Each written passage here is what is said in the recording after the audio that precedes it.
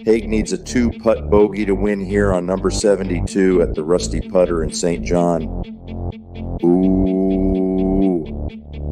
He zips that one past the hole, and with that tap in, another 3-putt puts Haig and Perry score through 72. We back. We're back. Welcome to 2024. 2224. And we just had, what was it, 12, 30, 1, 2, 3, 1, 2, 3 for a date there. And now it's 1, 3, 2, 4. Right? 1, 3, 2, 4. It's it sounds like a lockbox combo. If you're looking to have a house broken into, Adam's bringing the sickness back from my God. Southern Alabama here. Yeah, you might get sick for me. Sorry. That's all right. I think I'm probably get sick for my kid anyways. Breathe over here. Please breathe that way, sir. It is that time of the year for sickness. We got what do we got here? We got some good stuff to talk about, some in-depth stuff to talk about baseball. That's why we're rocking baseball hat today. But college football national championship game is going to be set here. It's going to be a great game. Michigan versus Washington. Gotta love Harbaugh. He is just a guy. I don't know how to explain it. If I could pick a real estate agent that was a college coach or professional coach or just a team, if I had Jim Harbaugh as my real estate agent and Dan Campbell as my loan officer, and then I don't know, who would I want for my insurance guy? I don't know. Whoever the coach of Washington is. Right. Who knows who that is? Yeah, exactly. What a great game, though. Holy cow. Hey, Michigan just they could have destroyed Alabama if they wanted to. Yeah, their special teams was horrendous. Yeah, muffin punts. However, if you're Alabama center, you're probably hitting the transfer portal next week because sometimes it's hard just to get that snap there. He just had a snap. It was high, it was low, it was all over the place. Listen, sometimes you get to that spot, right? You get to you get pre-approved, you get all there, and all of a sudden you just fumble a snap or you forget what the hell you're doing. Here's a wild theory. All right. Harbaugh wins the national championship. Okay. Comes to the Bears. It's a wild theory, especially now everyone's talking about how Eberflus is coming back, and I believe Harbaugh's got maybe a bone to pick with the Bears president or something. But I thought they were buddies. Yeah, who knows? The rumor mill spins. Man, that would be super cool though. Come back, take the Bears to the glory. Yeah, we couldn't do it as a quarterback here, but I would have no problem with him being coach. I'm confident that he could coach Justin Fields well. Yeah. Like you have more of a college style quarterback. Guy played in the Big Ten. Who knows? Maybe brings the Bears back to something that's decent. We have the number 1 pick again. Yeah, which they're going to defer, right? I mean, what do you do with that? I think you're going to trade it. I think it's draft capital again. Yeah. I don't know if you saw the owner of the Panthers at the Panthers playing the Jaguars throws a beer. Yeah, I saw that. Whoops. It costs you a quick $300,000. You know what that is? That's like quitting your job halfway through the mortgage process, or buying. Case of one of our customers here over Christmas, buying your wife a car. Oh my gosh! Whoopsies! Throw a beer out the window, cost you $300,000 like that. We've had Bears first. They're getting number 1 pick. They probably have number 5 or number 6 pick as well. Michigan. I'm gonna guess. I didn't look this up. We should have looked it up real quick. Are they favorites? Oh, yeah, they're 5-point favorites over Washington. I don't think championship game. So I watched a little bit of that Washington-Texas game when I was driving back. There was no defense played. They just run and gun. Yeah. And Michigan's going to come with their defense. And Michigan's defensive line is incredible. I mean, the first quarter of that Alabama game, they're in the backfield living there. And it was Alabama. Yeah. Yeah. Roll Tide. Roll over. See ya. Try again this year. Yeah, we out. Welcome to the Midwest. Exactly. Big Ten, greater than the SEC. Big Ten with 14 teams. Isn't Washington coming to the Big Ten too? Like UCLA, all these teams, Florida State, maybe all these teams are moving around. So who knows what the conference picture looks like in the next 2 years? I think at some point, I know that Notre Dame has that NBC deal, so they don't need it, but they got to get in a conference, right? Like you can't just not be in a conference anymore. Yeah, with the football thing, like you don't got to share all that revenue. Yeah, but you're not going to get up. You're not going to win. You're not playing anybody. That's why they got the. Well, I think now when you have this next level of consolidation, you're probably not going to win. No. Anyways, well, it is what it is. Yeah. Those Golden Domers out there in South Bend. Yeah, they think they're special. beating their own drummer. Also, so we got some other news here over the Christmas holiday. The Los Angeles Dodgers just They went big. on a spending spree, right? So we lock up Shohei Ohtani. Everyone's all worried about this deal. Is it the biggest deal ever? Let's slice it 100 different ways, right? $700 million for 10 years, or is it for 20 years? Well, Shohei, wise move, right? Let's take $2 million a year for the next 10 years. And then after that, $68 million a year for 10 more years. What a G. The original Bobby Bonilla contract right what here. a Right? G. So he's reportedly pulling in $50 million a year right now in endorsements and outside of baseball revenue. God. So if you're looking at this, we've talked about cash flow, we've talked about earnings potential and all that stuff. If you are making $50 million a year doing that, you're only going to, your endorsement revenue or endorsement earning ability is probably the highest while you're still playing a sport. Right. I mean, Gronk, like he's pulling in money now, but he's pretty limited to USAA. He'll dwindle down. Yeah, like you're just not as popular. You're not on TV as much, right? So you're not winning. Exactly. Well, in Shohei's case, you're not winning with the Angels anyways, but why not defer $68 million a year? Does that come? Does he gain interest on that through them? Does he finance that, or is it just like pay me that? So that's a part that won't ever get reported. That's something that the baseball players union kind of negotiates with clubs. Okay. I believe his is not going to be interest bearing. Wow. Which actually helps the Dodgers even more. I mean, one, from a cash flow standpoint, because they're not racking up interest on it. Right. But then it also helps set the average annual value of his contract, which counts towards the competitive balance tax with the salary cap in baseball. Wow. So that contract, right? It's allegedly $70 million a year. It's only going to be a $46 million a year hit. I know it seems like kind of a lot. I think we're estimating the 2024 threshold in MLB to be somewhere in the $230 million a year range. Okay. That's total team payroll. Well, I guess total team average annual value of contract, right? Because you're going to have signing bonuses, arbitrations, all of that stuff, right? So the Dodgers have approximately $187 million left in space, right? So he's taking 20%-ish of their cap for one player. Yeah. Wow. But you have Mookie Betts, who's getting about $25 million, $28 million a year on top of that. Freddie Freeman, you got Tyler Glass now. And the Dodgers have signed pretty much, they're like if you were playing MLB 94 and you got to draft your own team. Like, all right, I'll take Ken Griffey Jr., A-Rod, Randy Johnson, Derek Jeter. Yeah, all of them. Everybody. It's actually the original Seattle Mariners almost. Dodgers then get Yoshinobu Yamamoto. Yoshimana. Exactly. Just sounds delicious. I'll take two of those roles, please. He signed the largest pitcher's contract in MLB history, 12 years, $325 million.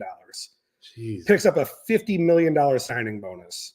The Dodgers also had to pay a $50 million transfer fee or buyout fee since he's an international player. Oh my God. Who's that go to? That goes partially, to his original club. So it's almost, I know soccer's your thing, right? So it's very European soccer league in that regard. Players are kind of owned by the team-ish. Right? Exactly. Yeah. And so they want to transfer, they want to leave. All right, well, you're going to give us a chunk of this. MLB picks up a chunk because it goes into a international player development pool. So you get some money there, right? But still, he's getting 12 years, $325 million, which has a $50 million signing bonus. His salary cap hit or his competitive balance tax hit, it's going to be $27 million a year. So, a little less than half of his boy Shohei, but still, the Dodgers, they're pretty smart though, all right? All of this maneuvering, right? So they're deferring, they're putting a signing bonus here, kind of stretching out Yamamoto's contract. He's 25 years old. He's signing a 12-year contract. Like, he's going to be 37. That's his entire career, basically. He's already passed, like, most of your pitchers, your really, really good pitchers, their prime's 23 to 28, 29, 30. You don't see a lot of guys outside of, like, Verlander, maybe Who else you got in there? That CC Sabathia, that closer that was he was Yeah. old. Oh, Mariano Rivera too. Yeah. Yeah. I mean, you get like once in a generational talent. So maybe he pitches well into his early 30s. I don't know about after that. He's got 2 opt-outs in there as well. But all this moving, particularly amongst the countrymen, right? So Yoshinobu and Shohei, both from Japan, could put the Dodgers at a competitive balance tax levy of about $760,000. Okay, what's that mean? So because they're going to exceed the salary cap, right? Baseball is a soft salary cap. Because they're going to exceed that, they have to pay into this, what we call, whatever you want to call it, cap tax, competitive balance tax. They have to pay an additional $760,000 into this pool that gets shared with all the teams that don't exceed it. So if I do better at budgeting with my players, I get rewarded by getting free money from the Dodgers. Combination of that. You also, what it does is it brings like a team like the Dodgers, right, who have a massive market. You are in Los Angeles. Yeah. You also control the majority. Now you're going to control the majority of the Japanese viewership. True. Which has been a kind of a fight here about some of the who's allowed to televise what games and all of that stuff. So you've captured all of that, right? Well, let's look at the Kansas City Royals, right? You're in the middle of the armpit of America. Yeah. You're not drawing nearly as much. Your team's not that great. Your payroll's pretty low. So how do we make the Royals competitive or more willing to spend money? We help them by giving them a chunk of this competitive balance tax overage. And only 4 or 5 teams every year go over it. We talked about this earlier, I think maybe a month and a half, 2 months ago. Like the Padres were going to get smoked on the competitive balance tax because what happens is it goes up. If you exceed it year 1, year 2, and year 3, it goes up exponentially. Oh, it's like a progressive. Yes. You've been dipping too much. Yeah. You do it 3 times in a row, and it's going to cost you a ton of money. But we look at this, right? So the Dodgers, we've laughed at the Padres about this because they couldn't win. The Dodgers, they should win with this. You never know. Baseball's baseball. They have to win. Any given every day in the summer, right? If they make it to the divisional round of the playoffs, they're going to get 25% of the total gate in that series, right? So they'll split 25% of the total gate. So 12.5% of total paid ticket attendance, all right? Dodger Stadium holds 56,000 people. If you factor in $145 for average ticket price, which is probably low, that's low, times 2 games, right? That's $16.24 million by a quarter. They're making $4 million. Okay, just by being in the division. That's the team. Now players pick up a share as well. We could go into that later on, but yeah. So $700,000 to make $4 million. I'd probably make that bet. I don't know about you. Man. I mean, I've done worse on table tennis. And that's just a division. You're not even talking about getting the World Series. Yeah, like World Series, it goes up, right? I mean, what happens is 15% of all the gate of every series goes to the commissioner's office. Got it. And then I want to say it's 40% in the wild card division go to the players pool, and then 60% of the World Series goes to the players pool. So there's a players pool in here too. Okay, jeez. Which I think the Rangers. So then what happens is like a team can, if you win the World Series or you're the runner-up in the World Series, you get your postseason share, and then you can award full shares or partial shares to people that were on the team that maybe weren't there the whole season, brought down. A full season or a full share of the Rangers postseason stuff was like $545,000 for a full share of the players. So if you were on the Rangers, $500,000 and you won the World Series, and you get a full share. It's a $545,000 bonus. Day. Hey, win the World Series more often. We should not tank. This would be great. All right, so we talked about that. All right, interesting. Let's look at this. All right, we're running into this situation a lot of what happens right now when your income is deferred, or your income, like in Shohei Ohtani's case, is significantly reduced for the next 10 years. What if he wants to buy Michael Jordan's house in Highland Park? Oh, man. That house has been sitting on the market for a long time. How long? Like a decade? 748 days as of this morning. Plus, it went to an auction. It got no bids. I believe it was originally listed at $28 million. Then, just for nostalgia, they listed at $23 million for a while. and now it's down to like 14.8 or 15 million. All right. Michael still owns it? He still owns it. He just doesn't want to live there anymore. Here's what's interesting. I'm going to rat him out to the Lake County, Illinois Assessor's Office. There's still a homestead exemption on there. Oh, ooh, MJ. Yeah, sneaky. It's vested in a Chicago Title Land Trust, but if you go look it up on Zillow, I believe it's 2700 Point Lane. Yeah. You'll clearly see that unless it's Jermaine Dye's house, I don't know why else you'd have a 23 on the gate. But yeah, still listed for sale, right? But let's look at Shohei Ohtani's budget. In the case of, we're just going to qualify him for a mortgage at $2 million off of his $2 million he's getting right now, because that $68 million is not coming in the next 3 years. Right. So we can't use that to qualify. All right. We'll ignore the $50 million in revenue and endorsement stuff, because we don't know how he writes that down. But we know right now we got $2 million a year to qualify, right? Yep. We divide that out by 12 months. It's $166,666 a month. Okay, what's that mean? So that's what his budget. That's his monthly gross income. All right. So that's when we're doing a mortgage, we're going to base what you qualify for off of, in the case of a salary, your monthly gross income. Before taxes and all that crap. Yes, before taxes. All right. We're going to take that number. The first step for a budget is multiplying it by 31%, that gross monthly number by 31%. All right. All right. Everyone talks about, oh, your housing should be 3 times your salary, or 1/3. Well, there you go. Multiply your gross monthly income by 31%. All right. And that should give you what you want to budget for your monthly housing expense. Monthly housing expense, confusing, right? That's my mortgage payment. That is your principal, interest, insurance, taxes. Pity? If you have pity, there you go. If you have PMI, if you have a homeowners association, that's that number. All right. Okay. That all goes into your monthly housing expense figure. 166,666 times 31% is $51,666. So he's got $51,000 for mortgage, taxes, and insurance. Yep. Okay. It seems like a lot. It does. It's a lot of money a month. That is. I mean, listen, sign me up for that one. I don't think I'd be spending 51 grand a month on a house, but it is, I'm not Shohei. Wow. Okay. So the second step in budgeting for a mortgage, right, and how we look at it from the mortgage perspective, is your total debt. So all of your consumer debt. So your mortgage, your housing expense, car payments, student loans, other loans, credit cards, that whole shebang. Your debt load. Yeah, exactly. Now it doesn't factor in your utilities, cable, cell phones, that stuff, but anything that's really going to report on your credit, right? We're going to take that number. It's 43% of your gross monthly income.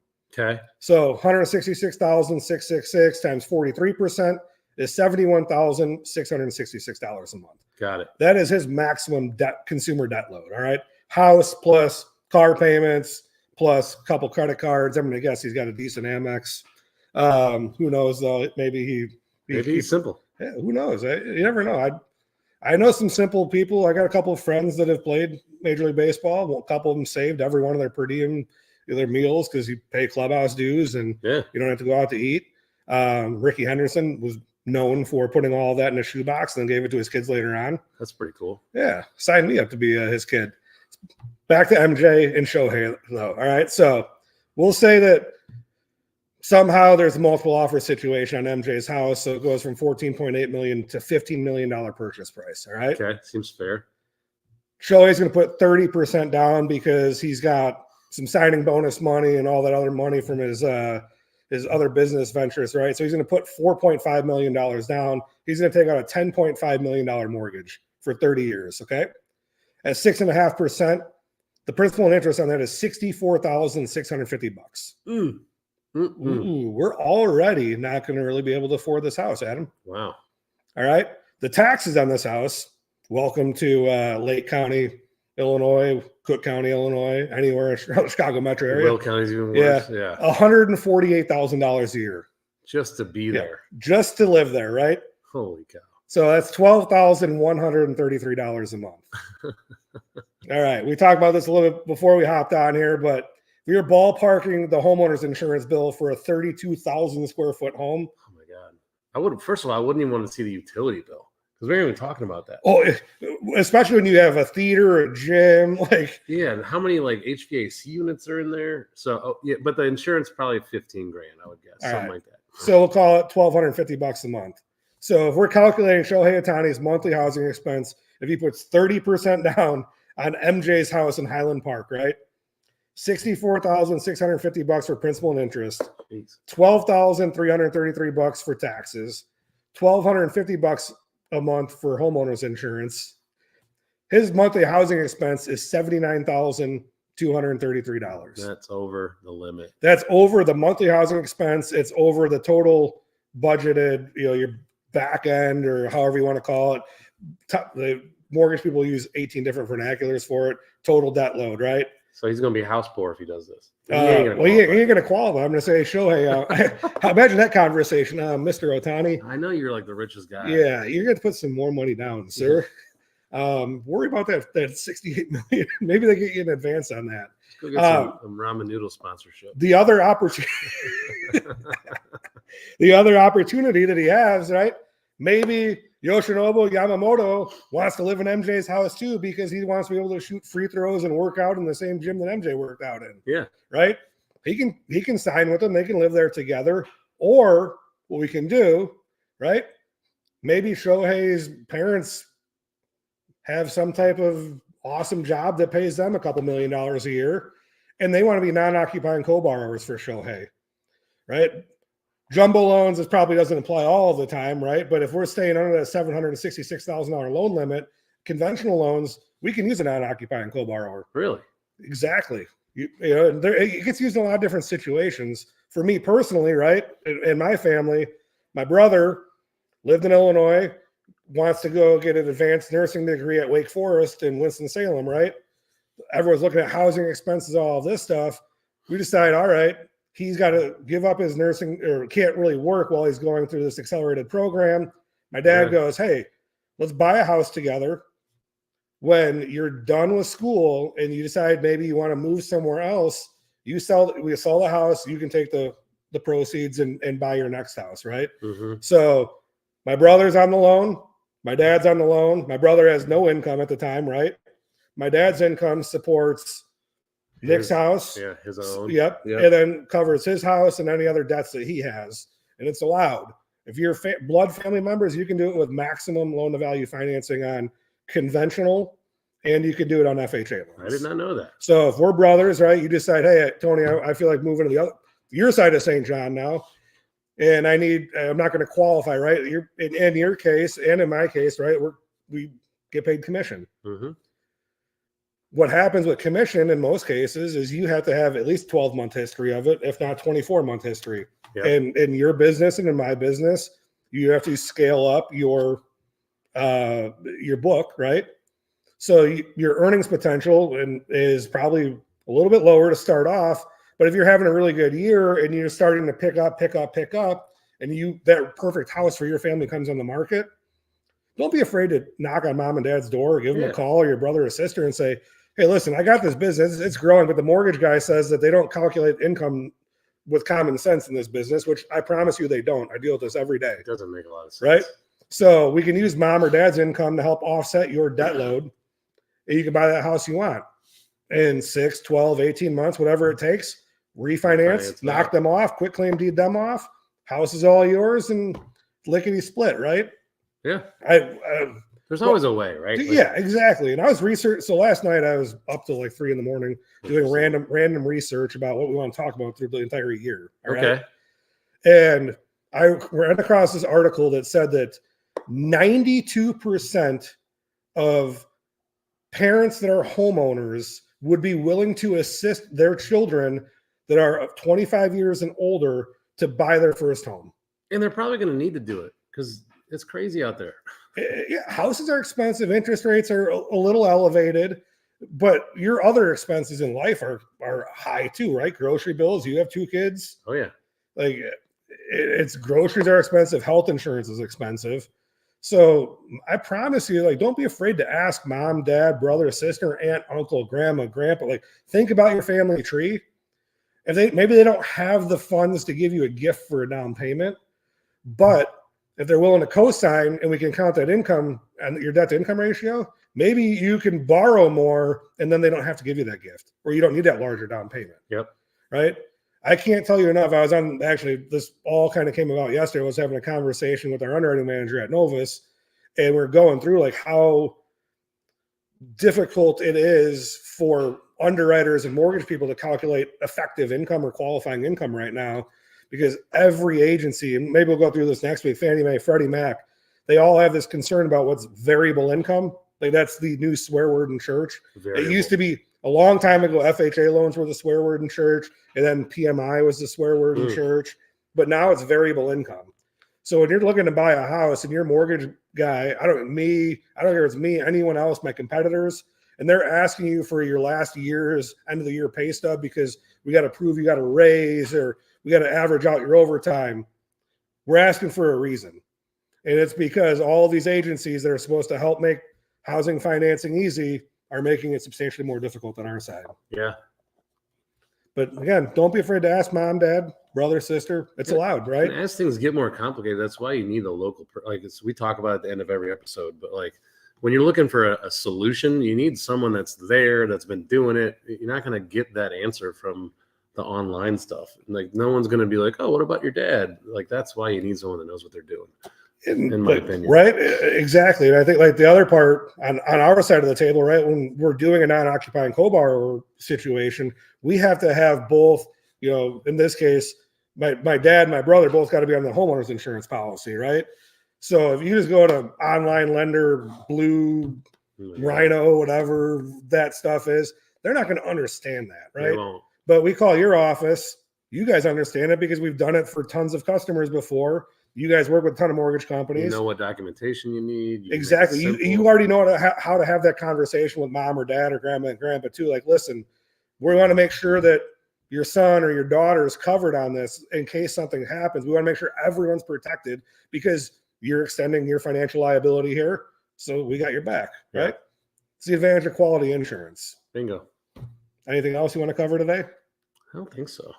I've always wanted to understand how that money broke out with these big contracts and how money flows through sports. It's always interesting. I've just never. Oh, and we can spend an entire year going through Premier League soccer contracts and what happens when a guy in the Premier League goes to the Bundesliga. Or they go to the MLS, right? Like, and now you have these guys because the MLS doesn't have the revenue, so you have these guys like Messi asking for ownership shares of teams, percentage of revenue for jersey sales. Yeah, Beckham started all that crap. We should break down the Messi thing because that's been huge. I'll do research for next week. All right, we'll go through Messi. Maybe we'll get our pink Miami, Inter Miami. But that's like we talk about that right real quick. Maybe this will be a good lead for next week. Creativity to get you qualified, or creativity to get you to leave. Find a way. Europe to come to the United States to play soccer. What makes it worth it? Yeah, well, Miami's probably for me. I'd go there in a heartbeat to play soccer. But love it. I've got a red card in like second grade, and it was tackle football for me because this body's not a soccer body unless I'm playing goalie. I can't jump. I think I'm the leading red card at Bradley University. Red card getter. It's we'll go through this next week. Maybe I'll get my wife on and we could talk about why what I found so appealing about her before I even met her was her lack of sportsmanship while playing soccer in college. We'll cover all that. Adam, how do people get in touch with you? Adam at adamismagent.com. Find me, applywithjr.com. Good talking to you guys. Happy New Year. And we got all kinds of good stuff coming for you in 2024. See you next week.